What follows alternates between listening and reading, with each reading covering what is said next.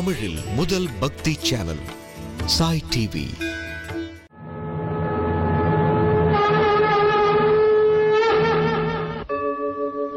यदा यदा हि धर्मस्य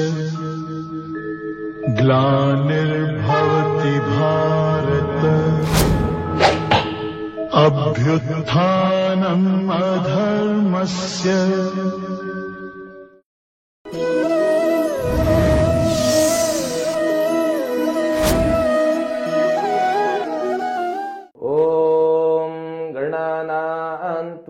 गणपतिगुं हवामहे कविं कवीनामुपमश्रवस्तमम् ज्येष्ठराजं ब्रह्मणां ब्रह्मणस्पत आनः शृण्वन्नोतिभिः सीदसादनम्।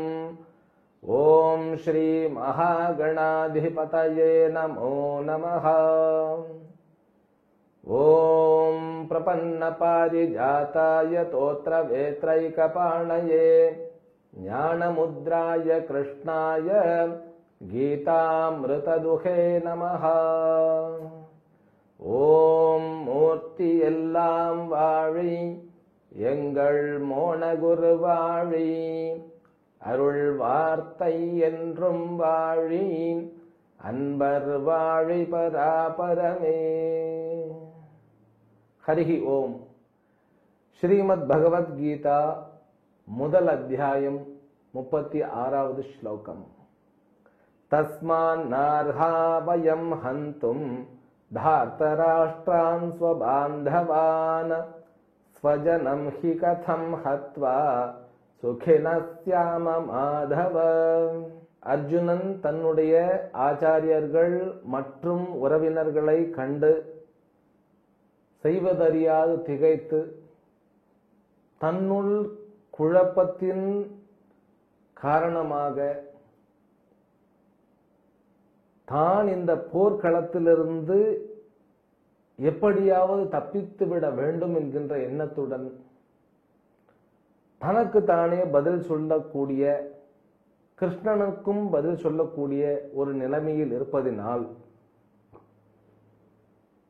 அவர் இந்த சூழ்நிலையானது எனக்கு ஒவ்வவில்லை, அதை ஏற்றுக்கொள்ளவும் மனம் இல்லை. ஒரு பிரச்சனையை பார்த்த உடனே நம்ம அந்த பிரச்சனையிலிருந்து விலகி ஓட வேண்டும் என்கின்ற மனப்பான்மையும், அதே போல பிரச்சனை இல்லாத நமக்கு பிடித்த ஒன்றை நோக்கி ஓடுகின்ற மனப்பான்மையும் மனிதனுக்கே உண்டான இயல்பு. பிரச்சனைகளை கண்டு தூர ஓடி ஒளிகின்ற அந்த மனப்பான்மை அர்ஜுனனுடையது அல்ல. இருந்தாலும் கூட இப்ப அப்படி ஆகிவிட்டாருங்க. அதனாலதான் அவர் எனக்கு இவர்களை எல்லாம் கொன்று இவர்களுடைய ரத்தம் தோய்ந்த ராஜ்யம் எனக்கு வேண்டாம் என்றும், ராஜ்யம் பதவி பட்டம் இவைகளை அத்தனையும் அனித்தியங்கள் என்றும் ஒரு ஆன்மீகத்தில் முன்னேறிய பக்குவமடைந்த ஒரு நபர் சொல்லுவது போல சொல்லி, அதன் பிறகு ஒவ்வொன்றாக இவர்களெல்லாம் பாவிகள், இந்த பாவிகளை கொள்ளுவதனால் எனக்கு பாபந்தான் மேலிடும் என்று சொல்லி இப்பொழுது இன்னொரு சமாச்சாரத்தையும் கொண்டு வருகிறார். என்ன சமாச்சாரத்தை கொண்டு வருகிறார்னா, இவர்களெல்லாம் நம்முடைய குடும்பத்தினர்கள், சொந்தங்கள்.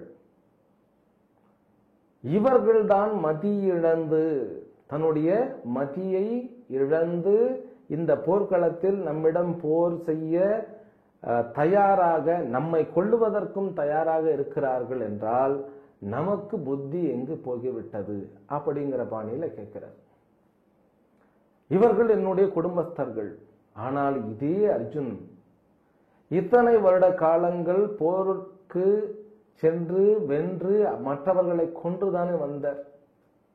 அப்ப இந்த கேள்வியை எங்கே கேட்கல? ஏன் கேட்கல? அப்ப இந்த தர்ம கான்செப்ட் அதுதான் நம்ம கடந்த தொகுப்புல பார்த்தோம். அதாவது இந்த கடந்த தொகுப்புல நம்ம பார்த்த விஷயங்கள் சுருக்கமாகத்தான பார்த்தோம். தர்மம் என்பது ஒரு பெரிய கடல். தர்மம் என்பது என்ன என்றால், இந்த உலகத்தில் இயக்கமானது அது தானாக நடந்து கொண்டிருக்கின்றது. அந்த இயக்கத்தில் ஒரு சின்ன இயக்கமாக என்னுடைய சரீரம் எனக்கு கொடுக்கப்பட்டிருக்கிறது. ஆனால் இந்த இரண்டு இயக்கங்களும் என்னுடைய கர்ம பலனை தருவதாகத்தான் இருக்கின்றன. நான் இந்த ஒரு நல்ல காரியம் பண்ணினா நல்ல அனுபவம் எனக்கு கிடைக்கும். நான் இன்றைக்கு ஒரு தீய காரியம் பண்ணினால் அது எனக்கு தீய பலனாக அமையும்.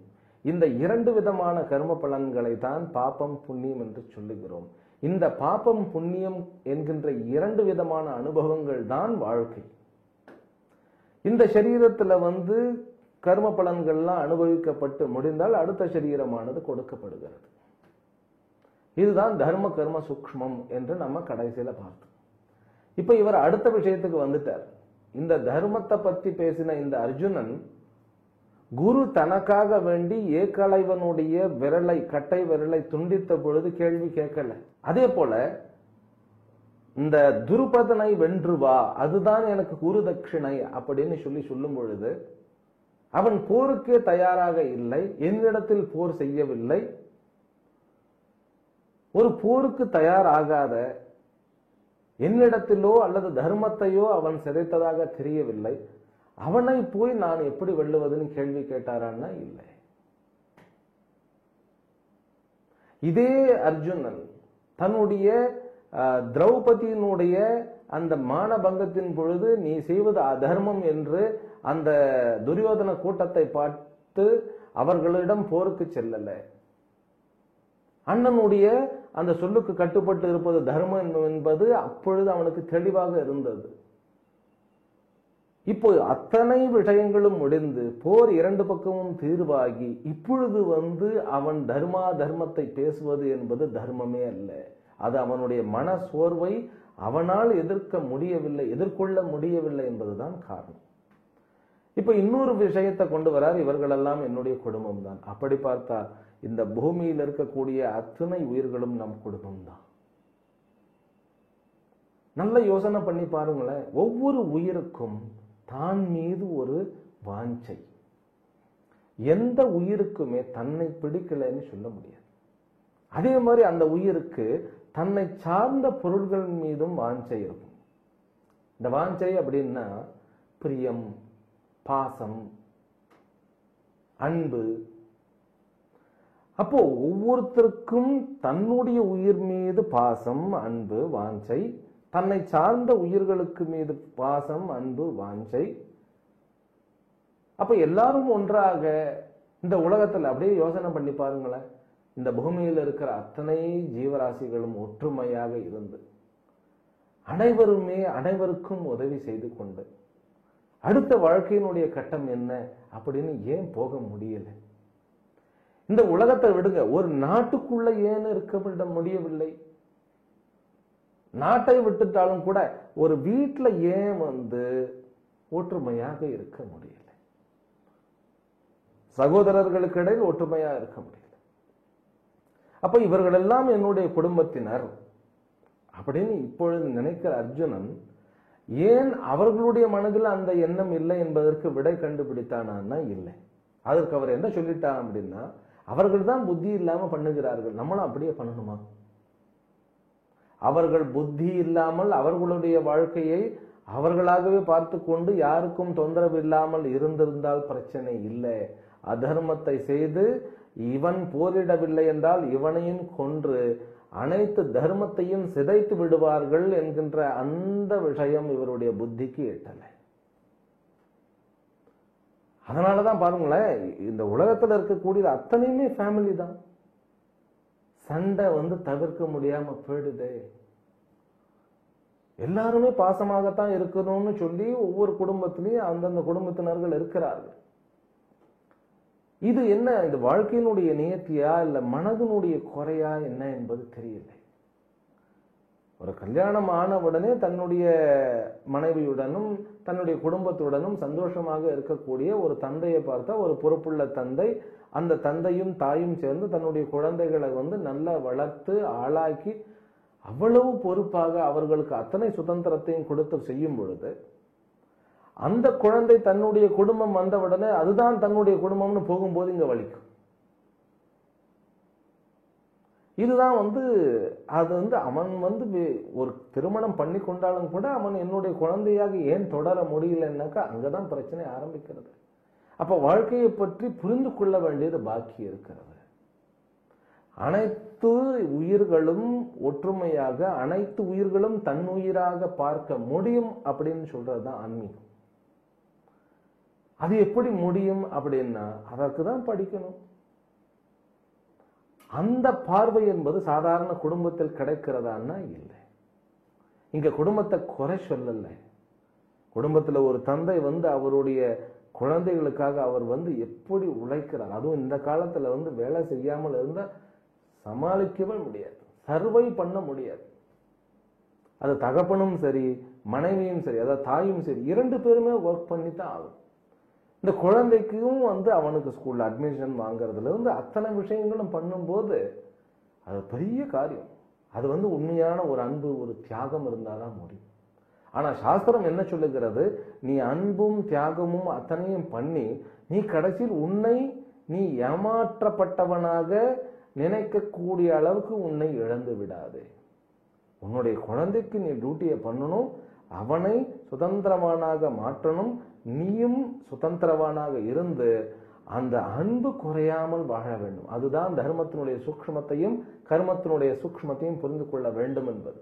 இங்கு அவர்கள் அதர்மத்தினுடைய மறு உருவங்களாக மாறி இருக்கும் பொழுது அவர்களை அரசனாக இருந்து கொண்டு களை எடுக்க வேண்டும். ஒரு குடும்பத்தினுடைய சண்டையை தானே அப்படியே ஒரு உலக போர் மாதிரி அப்பொழுது மாறிவிட்டது இது. அதனால வேறு வழி இல்லை. அதுவும் இல்லாம இது தர்ம யுத்தம் அப்படின்னு ஆரம்பிக்கும் போதே சொல்லியாகப்பட்டு விட்டது. அதனால இவர் இங்க சொல்றது நம்முடைய குடும்பத்தினர்களே. அவர் சொல்றார், இந்த திருதராஷ்டிரனுடைய குழந்தைகளாகிய நம் சொந்தங்கள், இவர்களை அழித்து நம்ம என்ன சந்தோஷத்தை அனுபவிக்க முடியும் அப்படின்னு சொல்லி இந்த ஸ்லோகத்தில் முடித்துவிட்டு அடுத்த ஸ்லோகத்தில் தொடர்கிறார். யத்யப் ஏதேன பஷ்யந்தி லோபோபஹத சேதசஹ குலக்ஷயகிருதம் தோஷம் மித்ரத்ரோஹே ச பாதகம். இப்ப இன்னொரு விஷயத்தையும் அப்படியே அடிஷனலா சேர்த்து கொண்டே போகிறார். அவர்கள்தான் பொறாமையினாலும் அஜ்ஞானத்தினாலும் எதிர்காலத்தினுடைய விஷயங்களை கவனிக்கலன்னா நம்மளும் அப்படியே இருக்கணுமா என்ன? ஏன்னா போர்க்களத்தில் இருக்கக்கூடிய அத்தனை ஆண்களும் இறந்துபட்டு போகிவிட்டால் அவர்களுடைய மனைவிமார்கள் துணையின்றி, வாழ்க்கையில் துணையின்றி தடுமாறுவார்கள். அந்த காலத்தில் பூஜை எல்லாம் ஒரு ஹஸ்பண்ட் அண்ட் ஒய்ஃப், இந்த காலத்திலையும் அதுதான் தர்மம். ஒரு ஹோமம் பண்ண வேண்டும் அப்படின்னா தர்ம பத்னியுடன் இருந்தால்தான் ஹோமம் பண்ணுவதற்கு, அதாவது எஜமானனாக இருப்பதற்கு தகுதி. இந்த பூஜை முறைகளும் யாக யஜ்ஞ முறைகளும் குடும்பத்தினருக்குத்தான், அதாவது கிரகஸ்தர்களுக்குத்தான் பிரதானம் கொடுக்கின்றன. கிரகஸ்தனுடைய அந்த டியூட்டி என்பது, கடமை என்பது மிகவும் பெரியது. அந்த காலத்துல கிரகஸ்தனாக இருப்பவர்கள் தான் பிரம்மச்சாரிகளுக்கும் வானப்பிரஸ்தர்களுக்கும் சந்நியாசிகளுக்கும் உணவு பொருளாதார வசதி முதற்கொண்டு அனைத்தையும் செய்து கொண்டிருந்தனர். அதுதான் கடமை, தர்மம். அப்ப இல்லறத்தாருக்கு, அதாவது கிரகஸ்தனுக்கு அவ்வளவு ஒரு உயர்ந்த ஸ்தானமானது கொடுக்கப்பட்டிருந்தது.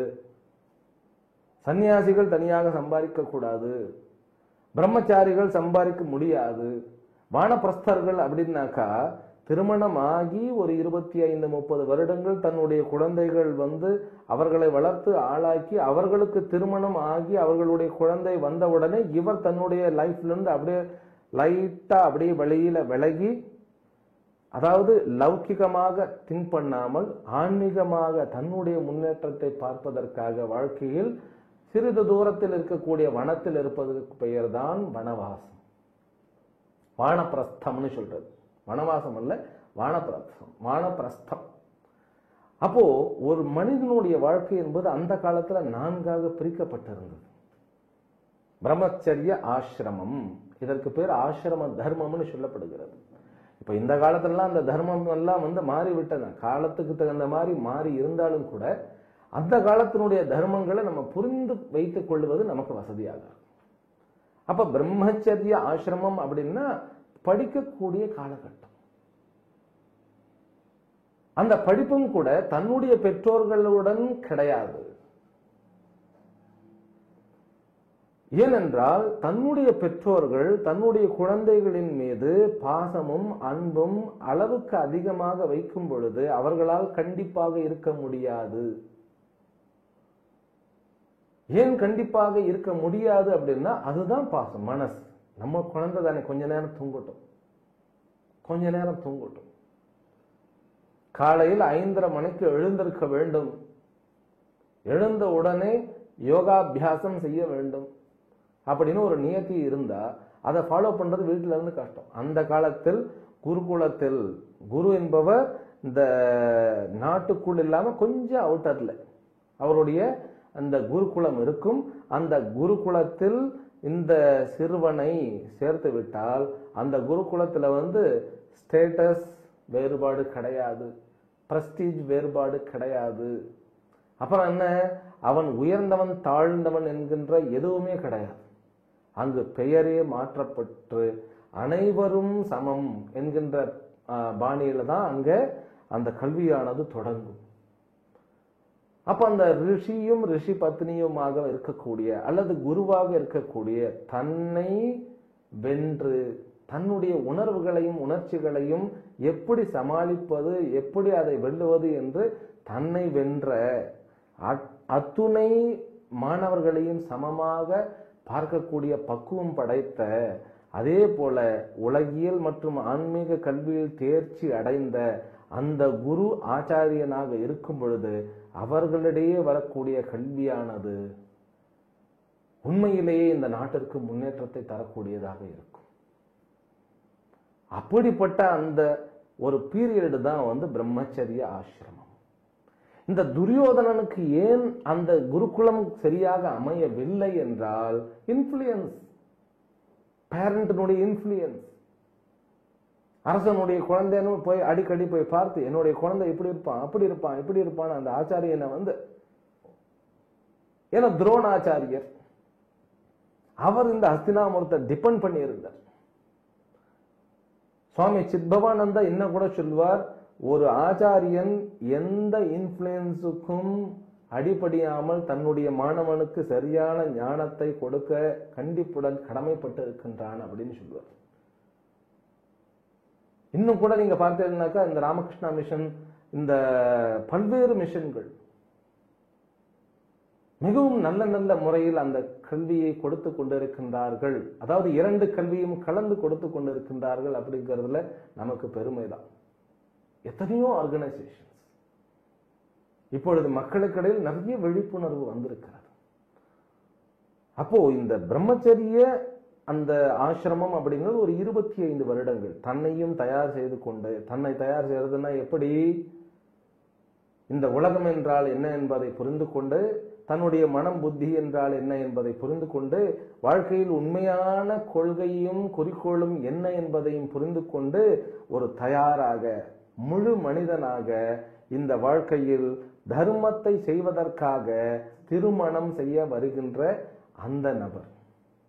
பிரம்மச்சாரிய ஆசிரமம் முடிந்து கிரகஸ்தாசிரமம் ஆரம்பிக்கின்றது. கிரகஸ்தாசிரமம் ஆரம்பிக்கும் பொழுது அவனுக்கு இந்த யஜ்ஞ யாக ஹோமங்களுக்கு எஜமானனாகவும் வாழ்க்கையில் பல்வேறு கடமைகளை செய்யக்கூடிய, அதாவது முன்னோர்கள் விட்டு சென்ற அந்த பூஜை புனஸ்காரங்களை தொடர்ந்து செய்யக்கூடிய இவர்கள் அந்த குல தர்மம் அப்படின்னு ஒண்ணு இருக்கும். அதைத்தான் இங்க சொல்றார். ஒவ்வொரு மனிதனுக்கும், திருமணம் ஆகிய ஒவ்வொரு மனிதனுக்கும் அவனுக்கு அடையாளமாக அந்த காலத்தில் அத்தனை வகைப்பட்டவர்களும் இந்த நூல் போடுவது உண்டு, பூநூல் அப்படிங்கிறது. 3 பிரிவுகள் இருக்கும். திருமணம் ஆனவுடன் 6 பிரிவுகளாக மாறிவிடும். அது என்னன்னு கேட்டா, என்னுடைய குடும்பத்தில் வரக்கூடிய பழக்க வழக்கங்கள், குலதெய்வ வழிபாடு மற்றும் அவர்களுடைய இஷ்ட தெய்வ வழிபாடு, தினந்தோறும் செய்யக்கூடிய பூஜைகள், வாரந்தோறும் செய்யப்படக்கூடிய பூஜைகள், பட்சந்தோறும் செய்யப்படக்கூடிய விரதங்கள், இவைகள் அத்தனை 2 குடும்பத்தையும் சேர்த்து இவர் ஃபாலோ பண்ணணும். அதற்கு ஆண் பிரதானமாக இருக்கணும், பெண் பக்கபலமாக இருக்க வேண்டும். அதனாலதான் திருமணம் ஆன ஆண்தான் யாகம் செய்வதற்கும் யாகத்தில், அதாவது ஹோம யஜ்ஞ யாகத்தில் எஜமானனாக அமருவதற்கும் தகுதி படைத்தவன். பிரம்மச்சாரியாக இருக்கும் பொழுது அவருக்கு அந்த தகுதி வருவதில்லை. அப்ப திருமணம் அப்படிங்கிறது ஒருவனை யஜ்ஞ எஜமானனாக மாற்றுகிறது. அந்த பத்னி இன்னும் கூட சில கோயில்களில் எல்லாம் மனைவி இல்லை என்றால் அவர் கர்ப்ப கிரகத்துக்குள்ளேயே அனுமதி கிடையாது. அப்போ அந்த அந்த அந்த அந்த தாய்மார்களை ஒரு சமமான பூஜையில் அந்த முக்கியத்துவம் வாய்ந்த அந்த அம்மா எடுத்து கொடுத்தாதான் ஹவிஸ். முதல்ல இந்த அக்னியை வளர்க்கிறது, விளக்கேற்றுவது, இவர்கள் எல்லாம் தாய்மார்கள் மூலமாக செய்யப்படுகிறது. அப்ப கிரகஸ்தன் அப்படிங்கிறவனுக்கு நிறைய கடமைகள் இருக்கு. தன்னுடைய வம்சமாக வரக்கூடிய அந்த பூஜை முறைகளையும் சடங்கு முறைகளையும் அப்புறம் விரத முறைகளையும் இவைகளெல்லாம் காப்பதற்கு அவனுக்கு கடமை உண்டு. அதே போல தன்னுடைய பெற்றோர்களுக்கு பித்ரு கடன்கள் செய்வது, தர்ப்பணாதிகள் செய்வது, இவைகளெல்லாம் அவர்களுக்கு அந்த ஒரு கடமை இருக்கிறது. அந்த விஷயத்தை இங்க கொண்டு வருகிறார் அர்ஜுனன். என்ன கொண்டு வருகிறான் அப்படின்னா, இவர்கள் இறந்து விட்டால் அவர்களுடைய குடும்பத்தில் பூஜை மற்றும் குல தர்மங்கள் சீரழிந்து விடும். அதனாலதான் குலக்ஷய கிருத்தம் தோஷம், அந்த பாபம் நமக்கு இருக்கு. இது அத்தனையுமே என்னன்னு கேட்ட பாப புண்ணியம் என்கின்ற ஆதாரத்தில் அடிப்படையாக கொண்ட விஷயங்கள். இதெல்லாம் தர்ம கர்ம சூக்ஷ்மங்களுள் அடங்கும். அதைத்தான் சொல்றார். அந்த குலங்களை எல்லாம் நாசம் பண்ணின அந்த தோஷம் நமக்கு இருக்கு. அப்புறம் நண்பர்களை துரோகம் பண்ணினதுக்கு உண்டான பாபமும் நமக்கு அமையுமே. அவர்கள் தான் அதை திங்க் பண்ணலன்னா நம்மளாவது யோசிச்சு அதுக்கு முடிவு எடுக்க வேண்டாமா அப்படின்னு ரொம்ப பொறுப்பா பேசுறார். எங்கே தவறான இடத்தில் பொறுப்பாக பேசுறது. ஆமா, நமக்கு முடியலன்னா அதுக்கு 1008 ஸ்லோகங்கள் எல்லாம் சொல்லி அதை ஒரு மாதிரி எல்லாம். இப்போ ஒரு பிரச்சனைன்னா சில பேர்லாம் ரிஷிகேஷ்க்கு ஓடி போயிடுவேன் அப்படின்னு மிரட்டிக்கிட்டே கூட இருக்காரு. இல்ல எங்க காசிக்கு போயிடுவேன். பிரச்சனை என்றால் அந்த பிரச்சனையை நின்று எதிர்கொள்ள வேண்டும். அதுதான் பகவத்கீதையினுடைய இதுவரைக்கும் நம்ம படிச்சிருக்க விஷயம். நீ பிரச்சனைன்னு சொல்லி அந்த பிரச்சனையை எதிர்கொள்ள முடியாமல் நீ சந்நியாசம் வாங்கி கொள்வதோ அல்லது ஆசிரமத்திற்கு போவதோ அல்லது வேறு ஏதாவது ஒரு மார்க்கத்திற்கு போவதோ அது உன்னை நீ ஏமாற்றுவது. அதுவும் இல்லாம அது அதர்மம். அது பக்குவத்தின் மேலீட்டால ஆன்மீகத்துக்கு போகிறது. அதுவும் மட்டும் இல்லாம அந்த ஆன்மீகத்துக்கு போனாலும் உலகத்திற்கு நன்மை பயக்கும் விதத்தில் இருப்பது. அங்கேயும் பிரச்சனைகள் வரத்தான் செய்யும். 4 பேர் எங்க இருந்தாலும் பிரச்சனை வரத்தான் செய்யும். ஆசிரமத்துல போனா நம்ம ஒரு இடத்துல தியானம் பண்ணிட்டு இருந்தா பக்கத்துலயே எவனாவது இறைச்சல் பண்ணிட்டு தான் இருப்பாரு. அங்கேயும் பிரச்சனைன்னு அடுத்த ஆசிரமத்துக்கு போகணுமா என்ன? முதல்ல இருந்த இடத்திலிருந்து முன்னேற வழியை பார்க்கணும். அதுதான் பகவத்கீதையினுடைய மெசேஜ். அடுத்த ஸ்லோகம். கதம் நஜ்ஞேயமஸ்மாபிஹி பாபாதஸ்மான் நிவர்த்திதும் குலக்ஷயம் கிருதம் தோஷம் பிரபஷ்யத்பிர்ஜனார்தன. அடுத்த ஸ்லோகத்தையும் சேர்ந்து படிக்கணும். குலக்ஷயே பிரணஷ்யந்தி குலதர்மா சநாதனாஹ தர்மே நஷ்டே குலம் கிருத்ஸ்னம் அதர்மோபிபவத்யுத. இவர் இப்ப என்ன சொல்லிட்டாருன்னு கேட்டா, குல தர்மத்தை நாம் சிதைத்தால் அந்த ஃபேமிலி சிஸ்டம் அப்படிங்கிறது இன்னும் கூட நம்ம நாட்டில் மிகவும் அபூர்வமான ஒரு விஷயம். அதுவும் கூட இந்த காலத்துல ஜாயிண்ட் ஃபேமிலியா இருக்கிறது நிறைய பேருக்கு அது விரும்பலை. ஏன்னா ஜாயிண்ட் ஃபேமிலியா இருந்தா சுதந்திரம் இல்லை அப்படிங்கிற ஒரு உணர்வு. அது சுதந்திரம் இவர்களால சுதந்திரம் என்று நினைப்பது அளவுக்கு மீறிய சுதந்திரம்னா என்ன? என்னுடைய இஷ்டத்துக்கு செய்யணும், அதுதான் சுதந்திரம். அப்படிப்பட்ட மனப்பான்மையுடன் இருந்தால் அது தவறு. இந்த நதி நீர் சொன்னதான் 2 கரைகளையும் பார்த்து எனக்கு சுதந்திரமே இல்லை, எப்ப பார்த்தாலும் இந்த 2 கரைகள் எனக்கு ஒரு தடையாவே இருக்கிறது, இந்த கரைகள் இருக்கிறதுனாலதான் நான் இப்படியே ஓடிக்கொண்டு இருக்கிறேன் அப்படின்னு சொல்லு. அப்போ ஒரு பெரியவர் ஒரு ரிஷி சொன்னாரா, இந்த கரை இல்லைன்னா நீ இல்லைப்பா அப்படின்னு. வளருகின்ற அந்த பருவத்தில் சில கட்டுப்பாடுகள் நமக்கு தேவை. ஆனா அந்த கட்டுப்பாடுகள் உனக்கு தேவைன்னு சொல்லி அவனுக்கு ஏதோ தண்டனையை கொடுக்கிற மாதிரி சொல்லக்கூடாது. குழந்தைகளை வளர்க்கிறதுங்கிறது ஒரு பெரிய கலை. அதனாலதான் இந்த ஆசிரமங்கள் எல்லாம் ஒரு பள்ளிக்கூடம் வைத்து நடத்தும் பொழுது அவர்களை கண்டிக்கிறது கண்டிக்கும் போது கண்டித்து தான் தீரணும். ஆனால் அந்த கண்டிப்பு அன்பின் மேலீட்டினால் அவனுக்கு ஒரு விஷயத்தை கண்டிப்பா நம்ம சொல்லும் பொழுதும் கூட அந்த கண்டிப்பு தாண்டி அன்பும் இருந்தால்தான் அந்த கண்டிப்பு அங்கு வேலை செய்யும்.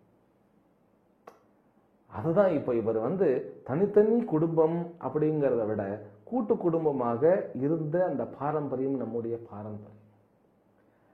சரி, தனி குடித்தனமாக இருந்தாலும் அந்த தர்மங்கள் எல்லாம் கடைபிடிக்கணும். இப்ப தர்மங்கள் எல்லாம் ஒரு விளக்கு ஏற்றுவது, தினந்தோறும் விளக்கு ஏற்றுவதுங்கிறது ஒரு பெரிய சிறப்பு வாய்ந்த ஒரு செயல். இந்த காலத்துல அந்த ஒரு பழக்கமே தொடர்வதுங்கிறது பெரிய பிரச்சனைக்கு உண்டான குழப்பமா இருக்கிறது. டைம் இல்லை, எதை கேட்டாலும் டைம் இல்லை. அதுவும் இல்லாம இப்ப உலகம் கைக்குள்ள அடங்கிடுச்சு இல்லையா, டைம் சுத்தமா இல்லை. அப்போ இந்த டைம் இல்லை என்கின்ற இந்த கான்செப்ட் ஏன் வருகிறது அப்படின்னாக்கா, எனக்கு சுதந்திரம் இல்லை, எனக்கு டைம் இல்லை அப்படிங்கிறது இது அத்தனையுமே என்ன ஆகிறதுன்னு கேட்டா, உண்மையான சூக்ஷ்மமான விஷயத்தை நாம் புரிந்து கொள்ளவில்லை அப்படிங்கிறது தான் நமக்கு தெரியுது. இவர் என்ன சொல்றாருன்னா, இந்த குல தர்மங்கள் குடும்பத்தினால் தான் காக்கப்பட்டு கொண்டிருக்கின்றன. அது உண்மைதான். ஒவ்வொரு குடும்பத்திற்கும் பார்த்தேன் அப்படின்னாக்கா, ஒவ்வொரு குடும்பத்திற்கும் அவரவர்களுக்கும் உண்டான ஒரு குல தெய்வத்தை இருக்கும். அந்த குல தெய்வ வழிபாடு தொடர்ந்து செய்யப்பட்டு கொண்டிருக்கும். அந்தந்த குடும்பத்தில் விரதமும், அந்தந்த குடும்பத்தில் ஹோமமும், பூஜையும், ஜெபமும், தபமும், அப்புறம் ஜெப தீட்சை முறைகளும், எல்லா குடும்பமும் ஒரு பெரிய ஒரு அந்த குல அதிபதினு ஒருத்தர் இருப்பார். குலத்துக்கு ஒவ்வொரு குலத்திற்கும் ஆச்சாரியன் என்பது ஒருவர் இருப்பார். அப்படி அந்த ஆச்சாரியனை சார்ந்து அந்த குடும்பங்கள் அத்தனையும் அந்த பூஜை புனஸ்காரங்களை கடைபிடிக்கும் பொழுது இந்த நாடும் சுபிக்ஷமாக இருக்கும். அந்த காலத்துல இந்த பூஜை புனஸ்காரங்கள் இந்த பிரகிருத்தியினுடைய இயக்கத்தையும் சார்ந்து அதை ஓர்ந்து பார்த்து உருவாக்கப்பட்டவைகள். நீங்க இந்த பூஜை மந்திரங்கள் அத்தனையும் எடுத்து பாருங்களேன். எனக்கு மட்டும் மழை பெய்யணும், எனக்கு மட்டும் வர வேண்டும், எனக்கு மட்டும் செல்வர் செழிப்போட கூடிய ஒரு குடும்பமோ அல்லது ஒரு வசதி வாய்ப்பு மிகுந்த வாழ்க்கையோ வேண்டும் அப்படின்னா இருக்கிறது. எங்க பார்த்தாலும் அனைவருக்கும் வேண்டும், அனைவருக்கும் வேண்டும், அனைவருக்கும் வேண்டும், அதுதான் இருக்கும். சர்வே பவந்து சுகினஹ இருக்கும். அப்போ தன்னுடைய வாழ்க்கை தனிப்பட்டதல்ல, அனைவரையும் சார்ந்தது. இதுதான் குல தர்மம். ஒவ்வொரு வீட்டினுடைய குல தர்மமும் காக்கப்படும் பொழுது இந்த மனித தர்மம், இந்த இயற்கையினுடைய தர்மமானது காப்பாற்றப்படுகிறது. அதை கொண்டு இங்க சொல்றார், இவர்களை நாம் அழித்து விட்டால் அந்த குல தர்மமானது நஷ்டம் அடைந்து விடும். குல தர்மம் நஷ்டம் அடைந்து விட்டால் எல்லாம் அழிவு உண்டாகிவிடும், அதர்மம் மேலே ஓங்கிவிடும் அப்படின்னு சொல்றார். அதர்மம் மேல ஓங்கினா என்ன ஆகும் அப்படிங்கும் பொழுது அடுத்த ஸ்லோகத்தில் அதை சொல்றார். அதர்மாபிபவாத் கிருஷ்ண பிரதுஷ்யந்தி குலஸ்திரியः ஸ்திரீஷு துஷ்டாசு வார்ஷ்ணேய ஜாயதே வர்ண சங்கரஹ. அதர்மம் கூட கூட கூட பெருக பெருக பெருக பெண்களுடைய பாதுகாப்பு கவலைக்கிடமாக மாறிவிடும். பிறகு என்ன அப்படின்னு கேட்டா, வர்ண சங்கரஹா என்கின்ற குழப்பம் மேலே, அதாவது குடும்பத்தினுடைய பாரம்பரியம் அந்த ஆண்களினுடைய அந்த இன்மையினால் இந்த வர்ண கலப்பானது ஏற்பட்டுவிடும். அப்படின்னா ஒரு குடும்பத்தினுடைய பூஜை முறைகள் இன்னொரு குடும்பத்தினுடைய பூஜை முறைகளோடு சேரும் பொழுது அதற்கென்று ஒரு முறைகள் இருந்தது. அதைத்தான் திருமணம்னு சொல்லி அந்த இரண்டு தர்மங்களும் ஒன்றாக அதை கூட்டி அந்த தர்மத்தை எப்படி ஃபாலோ பண்றது, இப்போ அதெல்லாம் போயிடும். யார் யாருடைய தர்மம் என்பது புரியாமல் போய்விடும். அது பேரழிவை ஏற்படுத்தும், இயற்கையினுடைய அந்த இயக்கத்தை பாதிக்கும் அப்படின்னு சொல்ற. அடுத்த ஸ்லோகம். சங்கரோ நரகாயைவ குலக்ஞானாம் குலஸ்ய ச பதந்தி பிதரோ ஹேஷாம் லுப்த பிண்டோதக கிரியாஹ. இந்த பேரழிவை ஏற்படுத்தும், அது இங்க மட்டும் ஏற்படுத்தாது, இந்த மரணத்திற்கு அப்பால் அடுத்த உலகம் என்று ஒன்று இருக்கிறது இல்லையா, அதற்கு பேர் பித்ருலோகம் என்பது, அங்கும் பாதிக்கும் அப்படின்னு ஒரு விஷயத்தை சொல்றாருங்க. இது என்ன அப்படின்னு கேட்டா, மனிதனுடைய வாழ்க்கையில் நாம் நமக்காக வேலை செய்வது, இந்த இயற்கையோடு ஏந்து வேலை செய்வது, அதே போல நமக்கு வழிகாட்டிய முன்னோர்களுக்காகவும் வேலை செய்வது. இப்ப அப்பா தன்னுடைய முன்னோர்களுக்காக அவர் உதக கிரியான்னாக்கா பிண்டதானம் கொடுக்கறதுனா தர்ப்பணம் முதலியவைகள், ஸ்ரார்த்த தர்ப்பணம் முதலியவைகள், அவைகள்லாம் கெட்டுடும். ஸ்ரார்த்த தர்ப்பணங்கள் அத்தனையும் எதற்காக அப்படின்னா, இந்த இடத்துல தர்மம் என்ன சொல்லுகிறதுன்னா, ஒருவர் இறந்து விடுகிறார் அப்படின்னா அந்த இறந்தவர் அடுத்த சரீரத்தை அடைந்து விடுகிறார்.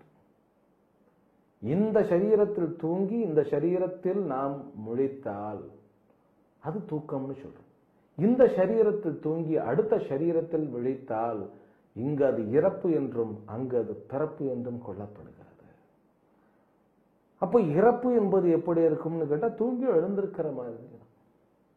ஆனா இந்த இறப்பிற்கு பிறகு என்ன, இறப்புக்கு பிறகும் என்னுடைய முன்னோர்களுக்கு நான் உதவ வேண்டும், ஏனென்றால் அவர்கள் எனக்கு ஆசி கொடுக்க வேண்டும் அப்படின்னு நினைப்பது, அது உண்மையான மனித வாழ்க்கையினுடைய ஒரு தன்மை, அது சிறப்பு. அப்போ ஒருவர் நமக்கு மிகவும் வேண்டப்பட்ட பிரியமான ஒருவர் இறந்துட்டார்னா, அவர்களோட நான் வாழ்ந்த அந்த நினைவுகளும் அவ்வளவுதான் முடிஞ்சிடுச்சு அப்படின்னு சொல்லக்கூடிய அந்த நிலைமை வராமல் அவர்களுடன் நான் தொடர்ந்து உரையாடவும், அதாவது தொடர்பு வைக்க முடியும், கர்மத்தினால் தொடர்பு வைக்க முடியும். தன்னுடைய பெற்றோர்களுக்கு உயிருடன் இருக்கும் பொழுதும் உணவு கொடுக்க வேண்டும், அவர்கள் உயிர் பிரிந்த பிறகும் அவர்களுக்கு உணவு கொடுக்கும் முறையே இந்த ஸ்ரார்த்த தர்ப்பணம் என்பது. இதை பற்றி இன்னும் விரிவாக நாம் அடுத்த தொகுப்பில் ஆராய்ந்து அது என்ன என்பதை புரிந்து கொள்வோம். இதிலெல்லாம் சூக்ஷ்மங்கள் இருக்கின்றன. இதை சும்மா அப்படியே நம்ம பெரியவர்கள் எல்லாம் பண்ணிவிடலை. அதனுடைய விஷயத்தை நம்ம புரிந்து கொண்டால் எந்த அளவுக்கு அவர்கள் யோசித்து இந்த கர்மங்களையும் இந்த விஷயங்களையும் நமக்கு கொடுத்திருக்கின்றார்கள் என்பது நமக்கு புரியும். அதை அடுத்த தொகுப்பில் தொடர்ந்து பார்ப்போம். ஹரி ஓம். ஓம் பூர்ணமதః பூர்ணமிதம் பூர்ணாத் பூர்ணமுதச்யதே பூர்ணஸ்ய பூர்ணமாதாய பூர்ணமேவாவசிஷ்யதே. ஓம் சாந்தி சாந்தி சாந்தி. ஹரி ஓம். ஸ்ரீ குருப்யோ நமஹ. ஹரி ஓம்.